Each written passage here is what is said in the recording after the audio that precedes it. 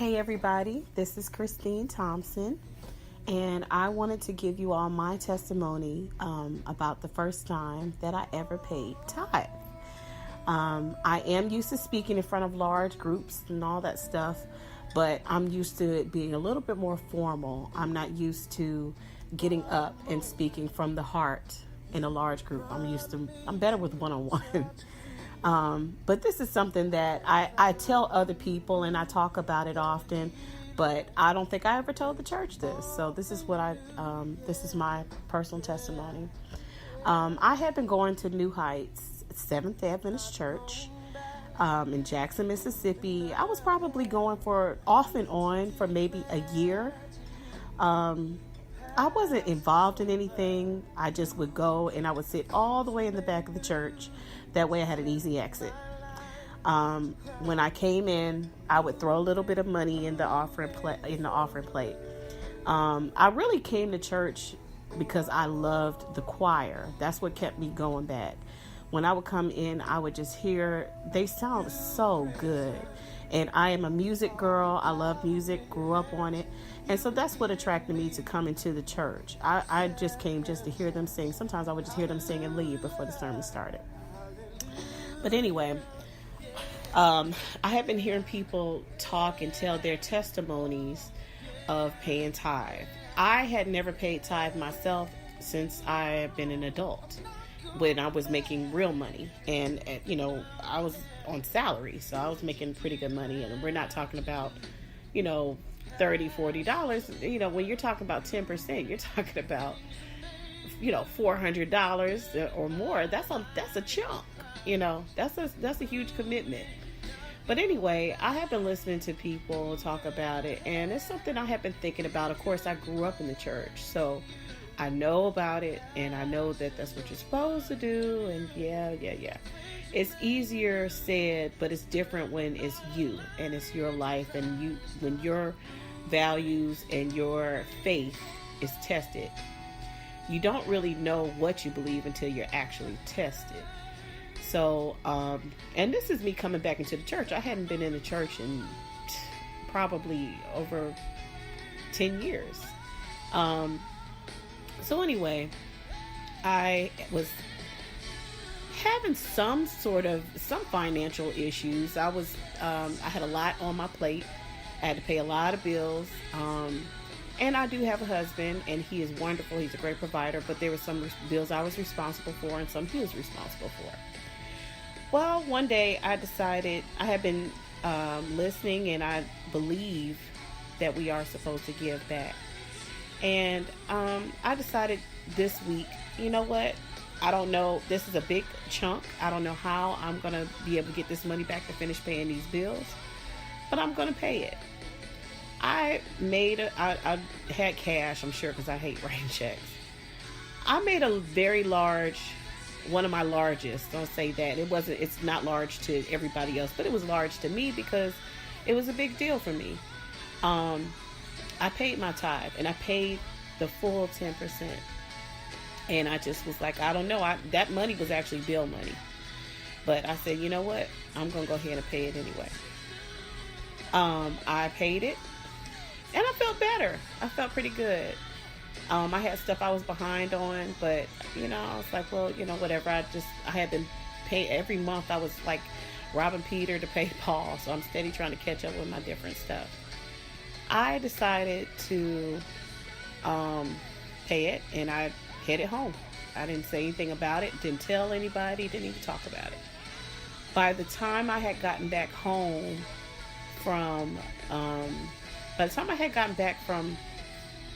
church, my landlord, because we had just moved to Flowood, and we had only been out here for maybe about 2 years. My landlord called me up out of the blue. Now, keep in mind, I had been asking her to go down on the rent because we had been living in the home, and it was a small home. It was nice, but it was small. And I had asked her to go down on the rent about $150. And she told me she couldn't do it. It just was kind of out of the question. She was, it just was not going to happen. And I had some late fees that I had to pay with my rent. And then I had a return check fee because this lady held the check for she would hold the check for like a month. And so anyway, I had fees that I had to pay. So it probably equaled about $800 in fees of what I had to pay her, plus my actual rent. And it was, I don't even know what day of the month it was, but when I got home from church, the lady, my landlord, texted me out of the blue, and decided that she was going to go down $150 on my rent starting from the month before. And she decided to wipe out everything I owed. I didn't have to pay a return check fee. I didn't have to pay any late fees. I didn't have to pay anything. She just asked me from there on out just to pay the amount that I had been asking for. I had been asking her for months. And of course I was paying what she had asked me, but out of the blue, she just decided that she was going to go down. And I know that is nothing but God. I know that is nothing but God.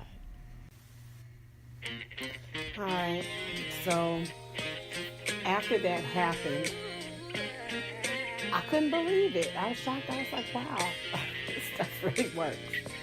Well, I stayed paying my tithe. I pay a little extra too. I was doing really well. I started coming to church more regularly. I even started singing in the choir. And then I lost my job. I lost my job. And keep in mind, well, you guys don't know this. I had gotten a raise. I got fired the same week I got a raise. I got a raise on Monday and was fired by Friday for some crazy stuff. It's worked for the state. I was a contractor. So I was scared. I had no idea what I had done to my family. I would sit up and cry. I paid the big bills. My money paid the big bills. My husband's money keeps everything going, and then we have a small business, so we're trying to do what we can to keep our business going. I thought I was going to lose my house. I thought I was going to lose my car. I could not get a job. I was unhireable, which is just unbelievable because I have a great resume, y'all. I've done all kinds of stuff. I've been working in the nonprofit world since college. I've always worked nonprofit for over 10 years. And I was unhireable. Nobody would touch me. And, it just, I don't know. I would call my dad and I would just call him crying. I would talk to my husband. I was like, I don't know what I've done. I felt like I was being punished. And I was scared. Well, I did not have a choice. I had to go get a trade because no one would hire me. And that was something I always wanted to do. So I decided to go ahead and go back to school and learn and get a cosmetology license. I always loved it anyway, and it was something I always wanted to do, but I thought I missed the boat on that. I already had my 4-year degree, so it's kind of weird to go from having a 4-year degree to going to tech school, but I did that. I did not have a choice because I couldn't even find a job working at Walgreens. I mean, nobody would hire me. I was what they call it was, I was overqualified. So I end up having to just do hair in my house. That's the only thing I could do to make the money come right now. And out of the hair, out of whatever I made, I would go to church and I would pay my tithe. Not only did we not lose our house, the money that we were making before somehow doubled. What my husband was bringing home somehow doubled. It went from him not being able to take care of everything to paying everything. My husband paid everything for 2 years straight while I was in hair school. When I would pay, I would just give whatever I had, and I felt good about it. God sustained us through the entire time of me being in hair school. From the time I was in hair school and I had lost my job until I graduated, I not only did not lose my car, we got another car. We moved into a bigger house.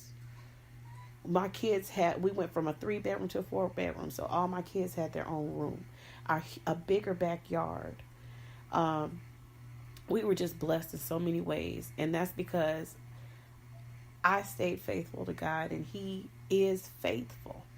He is faithful, even when we're not, and that's what I learned. That's what I learned from that experience. I thought I was going to lose everything. And instead, just giving Him just that little percentage just to let Him know that, God, I trust you.